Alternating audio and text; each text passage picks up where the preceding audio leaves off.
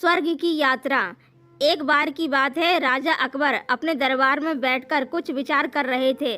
तभी अचानक उन्हें ख्याल आया कि उनकी दाढ़ी और बाल काफ़ी बढ़ गए हैं। इस ख्याल के आते ही उन्होंने अपने एक दरबारवारी को बुलाकर नाई को फौरन हाजिर होने का संदेश भिजवाया। राजा का संदेश मिलते ही नाई महल पहुंच गया। महल पहुंचकर नाई राजा की हजामत ही बना रहा था कि कहीं से एक कौवा वहां आकर बैठ जाता है और काँव काँव करने लगता है।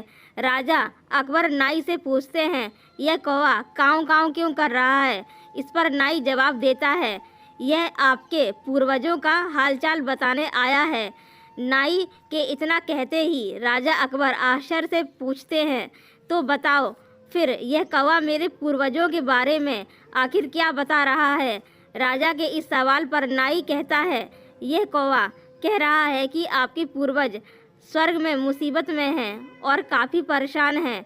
उनका हालचाल लेने के लिए आपको अपने किसी करीबी को स्वर्ग भेजना चाहिए। नाई की यह बात सुनकर राजा अकबर और भी हैरान हो जाते हैं। राजा अकबर आश्चर्य से नाई से पूछते हैं, आखिर किसी इंसान को जिंदा स्वर्ग में कैसे भेजा जा सकता है? राजा के इस सवाल पर नाई जवाब देता है, महाराज, मेरी नज़र में एक पुरोहित है जो इस काम को अंजाम दे सकता है। बस आप इस काम के लिए अपने किसी करीबी को स्वर्ग जाने के लिए राजी कर लो।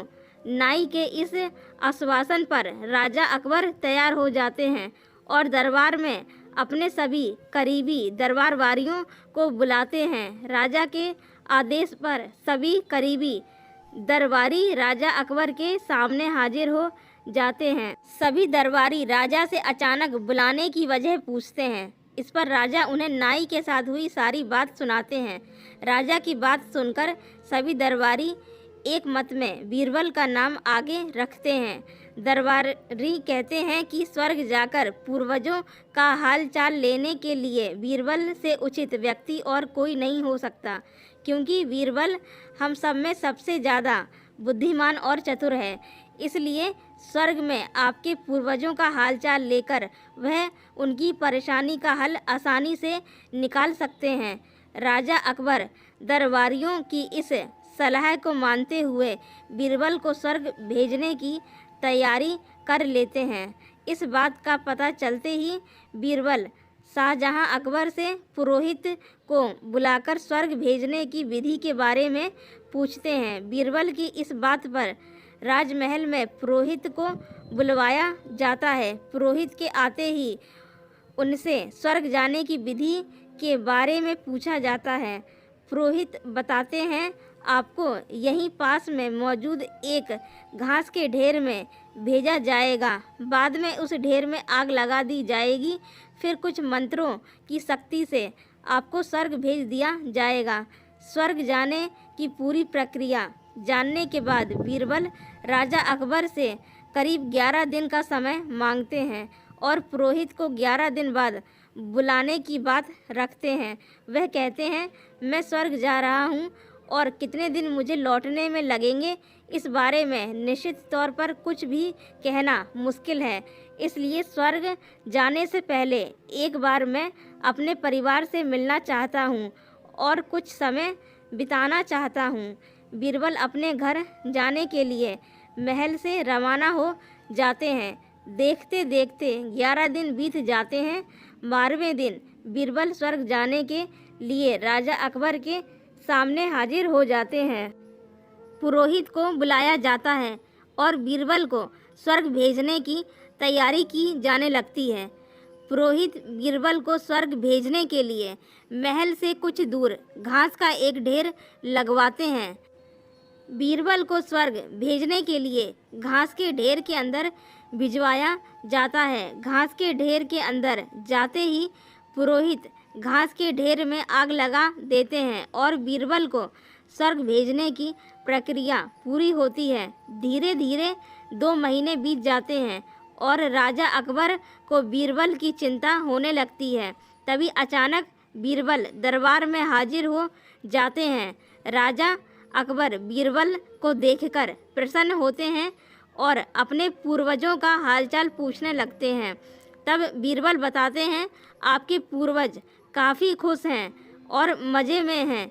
उन्हें बस एक ही तकलीफ़ है कि उनकी दाढ़ी और बाल काफ़ी बड़े हो गए हैं, जिन्हें काटने वाला स्वर्ग में कोई नाई नहीं है, इसलिए वहाँ उन्हें एक नाई की ज़रूरत है।